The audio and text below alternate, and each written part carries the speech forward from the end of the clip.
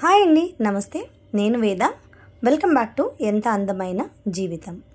మనం ఇవాల్టి వీడియోలో పూల మొక్కలకి ఇచ్చే మనం లిక్విడ్ ఫర్టిలైజర్ గురించి మాట్లాడుకుందాం.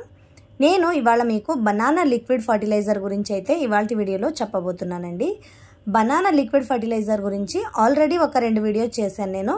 వాటిని లింక్ని డిస్క్రిప్షన్ బాక్స్లో ఇస్తాను, మీరు చూడొచ్చు. బనానా లిక్విడ్ ఫర్టిలైజర్ని మనం ఏ మొక్కలకి ఇవ్వచ్చు అంటే స్పెషల్గా గులాబీ మొక్కలకి, మల్లె మొక్కలకి, అలాగే చామంతి మొక్కలకి, మందార పువ్వు మొక్కలకి, ఈ 4 జాతి పూల మొక్కలకి బనానా లిక్విడ్ ఫర్టిలైజర్ అనేది వారానికి ఒక్కసారి కూడా మీరు తప్పకుండా ఇవ్వాల్సి ఉంటుంది. అలా వారానికి ఒకసారి మెయింటైన్గా మీరు ఇస్తూ వచ్చారనుకోండి, పువ్వులు అనేవి మీరు చూడండి చాలా బాగా పూస్తాయి. చాలా ఎక్కువగా చెట్టు నిండా పూలు పూస్తాయి. అలాగే పువ్వు సైజ్ కూడా కొంచెం పెద్దదిగా వస్తుంది అనమాట. ఇప్పుడు ఏంటంటే గులాబీ సీజన్ లేదు కాబట్టి మొగ్గలు కొంచెం తక్కువగా ఉన్నాయి, చిన్న చిన్న పువ్వులు వస్తున్నాయి. వీటిని యాక్చువల్గా ఈ పువ్వుల్ని కట్ చేసేయాలన్నమాట. మొగ్గల్ని నేను అలా కట్ చేయడానికి మనసు లేకుండా అలా వదిలేసాను అనమాట. అందుకే ఇప్పుడు చిన్న చిన్న పూలు వస్తున్నాయి. ఇక నెక్స్ట్ ఈ పూత కనుక అయిపోతే నెక్స్ట్ కట్ చేసేస్తే కొంచెం టిప్స్ అన్ని కట్ చేసిన తర్వాత వచ్చే పూత మొత్తం చాలా బాగా పెద్ద పెద్ద పూలు వస్తాయి.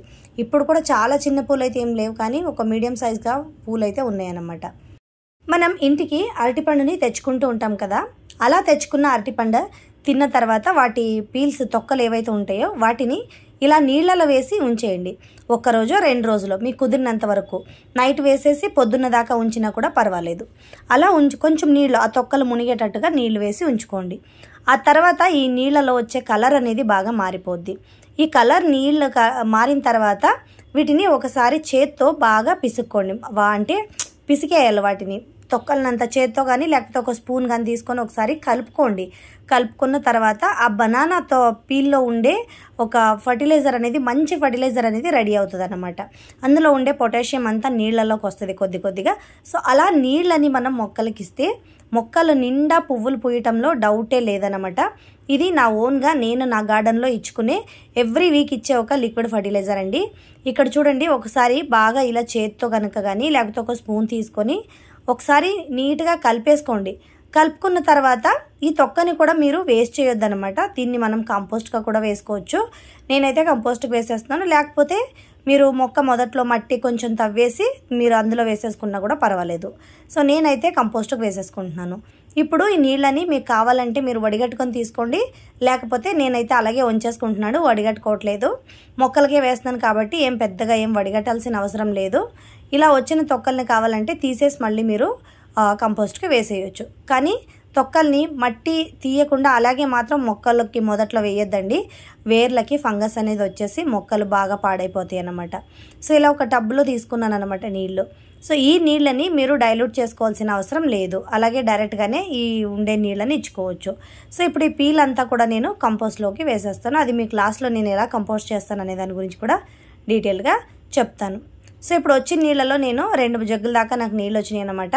నీళ్ళు చూసారు కదా, కలర్ కూడా మారిపోయింది అనమాట. సగం జగ్గు దీనికి వేసుకుంటున్నాను, మందార మొక్కకి సగం జగ్గు వేసుకుంటున్నాను అనమాట. ఇంకా మిగతా సగం జగ్గు ఏమో మల్లె మొక్కలకు వేసుకుంటున్నాను అనమాట. అంటే నాకు 2 లీటర్ల దాకా వచ్చింది. హాఫ్ లీటర్ కింద వేసుకుంటున్నాను నేను. అలా లీటర్ చొప్పున చెప్పాలంటే హాఫ్ లీటర్ కింద వేసుకుంటున్నాను అనమాట. ఒక్క మొక్కకి మీరు వారానికి ఒక్కసారి ఇస్తే కనుక 250 ml అంటే 1 గ్లాస్ లిక్విడ్ ఫర్టిలైజర్ దాకా సరిపోద్ది అనమాట. పెద్ద మొక్క కనుక అయితే 6 లీటర్ దాకా కావాలి. మీరు డైల్యూట్ చేసుకొని ఇస్తే కనుక లీటర్ నీళ్ళు దాకా ఇచ్చుకోవచ్చు. కానీ లిక్విడ్ ఫర్టిలైజర్ ఇచ్చేటప్పుడు మొక్కలకి నీళ్ళు ఇవ్వటం అవాయిడ్ చేయండి.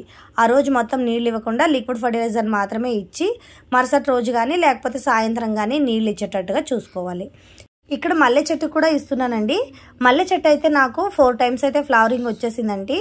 4 టైమ్స్ ఫ్లవరింగ్ వచ్చి అయిపోయిన తర్వాత ఆకులన్నీ తీసేసి ఉత్త మొక్కని ఇలా ఉంచాను.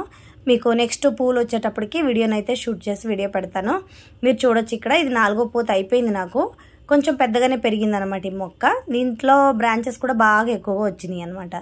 ఇకపోతే మందార మొక్కలు కూడా ఉన్నాయి. మందార మొక్కలు కూడా బాగా చిగురు అనేది వచ్చిందనమాట.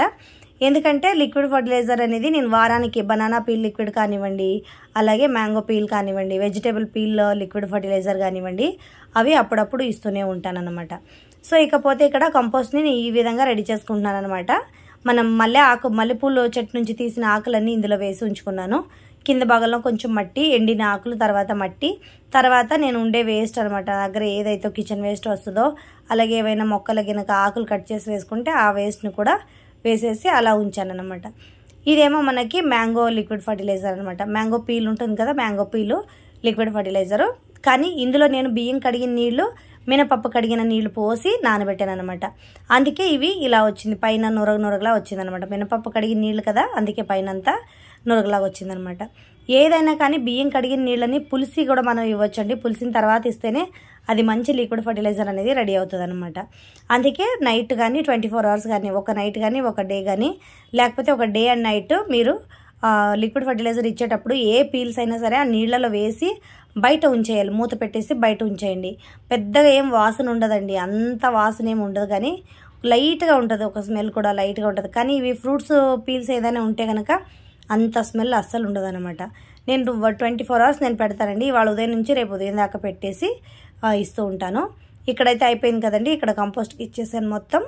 మొక్క మొదట్లో అయితే ఏమీ వేయలేదు, ఎందుకంటే మొక్క చాలా వెట్టుగా ఉందన్నమాట. ఇంక మళ్ళీ ఇది వేసాను అనుకోండి, దీనిపైన మళ్ళీ నీళ్లు పోయాలి, ఇంకా ఎక్కువగా వెట్ అయిపోతాయి మొక్కలు. బెంగళూరులో మాకు వాన పడుతుంది కాబట్టి మట్టి అంతా కొంచెం వెట్టుగానే ఉంది. పైన ఒక లేయర్ కింద మట్టి వేసేసుకున్నారనుకోండి, ఈగలు కానీ చీమలు కానీ రాకుండా ఉంటాయి. సో చూసారు కదండి, ఇవాళ వీడియో అయితే ఇదేనమాట. ఈ వీడియో కనుక మీకు నచ్చితే తప్పకుండా లైక్ చేయండి, అలాగే వీడియోని షేర్ చేయండి. కొత్తగా చూస్తున్నట్లయితే తప్పకుండా సబ్స్క్రైబ్ చేసుకోండి. కీప్ వాచింగ్ ఎంత అందమైన జీవితం.